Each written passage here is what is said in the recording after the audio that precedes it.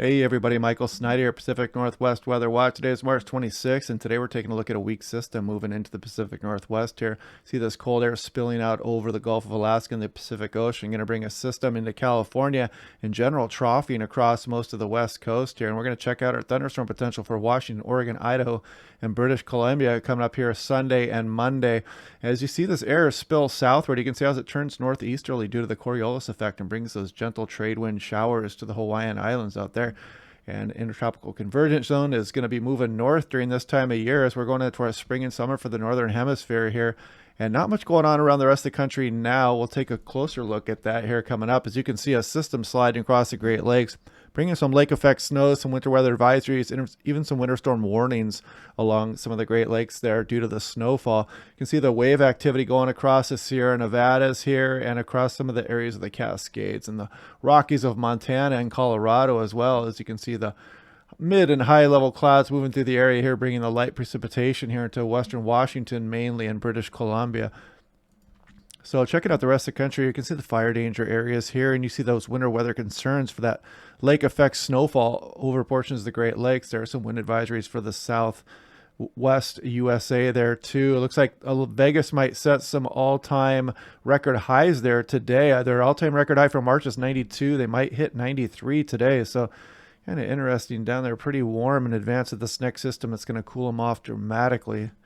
And here we'll take a look at that. Here we're looking into Saturday today. Check out these temperatures, really warm up there. And look at that 93 potentially here for Las Vegas as we go into this afternoon. That would break their all-time March record high in this little valley here. That's Death Valley here. And you can see it's going to be up towards 100 degrees there in Death Valley today. So nice and warm down there in the desert areas in the Central Valley. And you can see how it cools off as you go up higher in the terrain, of course, for the Intermountain West and the Sierra Nevada here.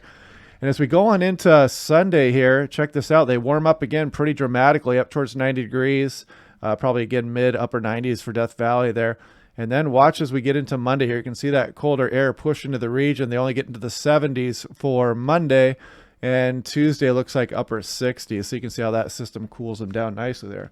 So here we've jumped back out to the west coast view, and you can see the precipitation moving through western Washington today. Mainly snow at the higher terrain for British Columbia and some heavier amounts for the coastline areas, Washington and north. As you can see, we're still on track for this deep low pressure system to move into California, bringing some much needed rain for the Central Valley there, and for the Sierra Nevada, some snow at the higher elevations. Bringing some pretty good precip amounts through Southern California. Might even cause some flooding in some of these areas, the higher terrain, especially in burn scar areas. So heads up if you have concerns down there.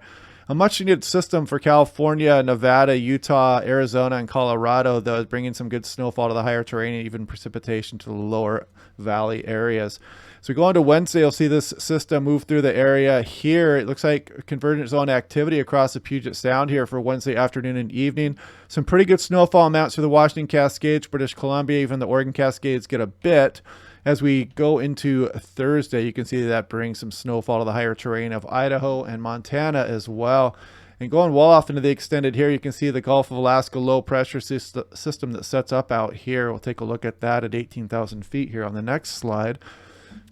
You can see this is Wednesday's system here. Check out that cold air that dives through western Washington. That's going to give us our thunderstorm potential for western Washington on Wednesday evening and afternoon, as a convergent zone is probably going to set up somewhere across the Puget Sound. This is probably going to bring a thunderstorm potential for areas of eastern Washington as well as some areas of British Columbia even.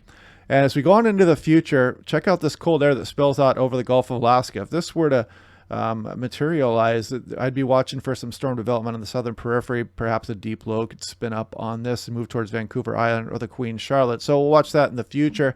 Still a ways out there, though. This is getting into fantasy land at this point. So checking out temperatures we can expect today. Check out the Willamette Valley. It looks pretty warm today, as this system is mainly going to impact Washington, British Columbia, but we're still getting into the upper 50s some areas of western Washington, even showing lower 60s some areas. And check out eastern Washington, probably low 70s for the basin there. Tri-Cities, Yakima, not a bad day. And as we go into Sunday here, let's check it out. Look at that, low 70s for eastern Washington, maybe some upper 50s western Washington. As we go through the afternoon, Willamette Valley, another warm day into the 60s as well. Going into Monday, it warms up again in eastern Washington, but you'll notice it stays a little bit cooler over the Panhandle. There might be some thunderstorm development here through the afternoon on Monday, and we'll take a look at that here in a minute. So here's looking at Sunday afternoon on the NAM 3KM. You can see the convective available potential energy building along the Oregon Cascades and the Washington Cascades could give rise to some thunderstorms. As we put this into motion here too, you notice how this cape moves off to the east for Monday afternoon. So there is thunderstorm potential Sunday and Monday across the Pacific Northwest here. So heads up if you have concerns in the Cascades or eastern Washington, Oregon, Idaho panhandle there.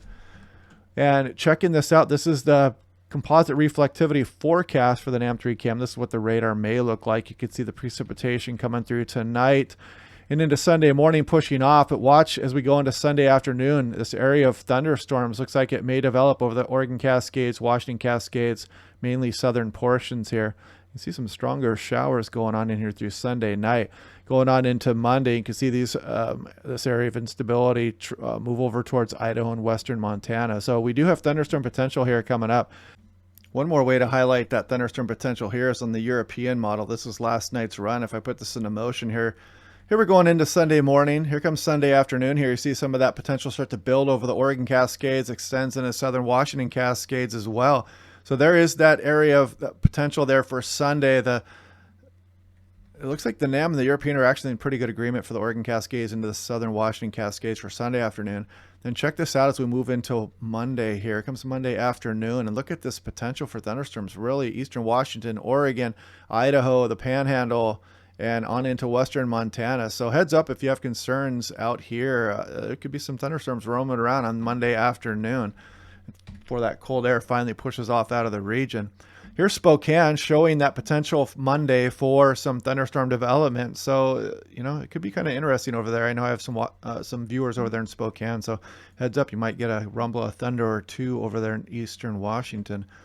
Now here we're looking at across the rest of the country. This is the day 4 severe threat. This would be Tuesday across central and northern Texas, Oklahoma into Kansas here. And this may be my first storm chase of the year, depending on how this looks. It's not the greatest setup, but I'm kind of just want to get out there and get my feet wet and get back into the swing of things here. And you see as day 5 comes, more significant severe threat across Louisiana and Mississippi, basically almost targeting the same area as last time. Even the last time we did have that powerful tornado move through New Orleans down there. So, but it is generally the same area here in day 6. This pushes off towards the East Coast. So here I'm checking out the severe weather threat across the Great Plains to see if I want to fly out there and go ahead and chase this system. You can see this trough out here affecting California, bringing their storm system through the area. Eventually this troughing is going to make it all the way out over the plains, and this is going to spawn their severe weather threat across the plains here. As you can see, these winds at 18,000 feet really overspread the area. Nice deep trough over here over the southwest USA. Now taking a look at the 850 millibar winds, you can see they're kind of southwesterly prior to the event here, and this might limit some of the moisture content. You need deep moisture usually to get some pretty good severe weather through the area here, and this might keep me from going out there. If the moisture return is not that good, I may not go out for it, and I'll just wait and save my time for April and May. So we'll see how that plays out here in the next few days. Here's the moisture return. It's not bad, but it's still not very deep moisture moving across the region here. So I don't know what the extent of this outbreak is going to be. We'll have to see how that goes, and it might not even be apparent today of just how good the moisture return is. Sometimes models underdo this moisture, sometimes they overdo it. So we'll have to see how that plays out too. I'll just have to watch it and make my best educated guess on Monday before I have to fly out. Here's the convective available potential energy across the region. It does show it in place here. And you can see the European does show convective initiation across the region here. And you can see it looks like some discrete cells across north Oklahoma into Kansas here. So I may go out for this event. We'll have to see. You can see it does fire up those storms here. Precipitation just about 0Z. Just before sunset, looks like that would occur maybe a couple hours before. Now the GFS was kind of holding off on that potential maybe just till after sunset. So we'll have to see how that goes. So anyway, I may go out for my first storm chase here this week, but if not, I'll be looking at these thunderstorms across the Pacific Northwest too. We can get some really photogenic stuff, especially when they form over the Cascades and the eastern slopes of the Cascades of Washington, Oregon, and eastern Washington. The bases are higher. Might get some nice photogenic lightning with that as well, depending on how this system sets up. But yeah, storm system coming in for California. And then we're gonna get our troughing here and bring some thunderstorm potential, like I mentioned. Then a stronger front Wednesday with some convergent zone activity going through the day, Wednesday on into the evening, and then it looks like our systems are going to remain active out here over the Gulf of Alaska. Some really cold air pours out over the Gulf of Alaska in the extended. We'll watch out for any storm development after that. So hope you guys are having a good weekend, and I will talk to you guys either tomorrow or the next day, and I may do a live stream if I go out there tomorrow to check out some of these thunderstorms. So stay tuned. I'll talk to you later.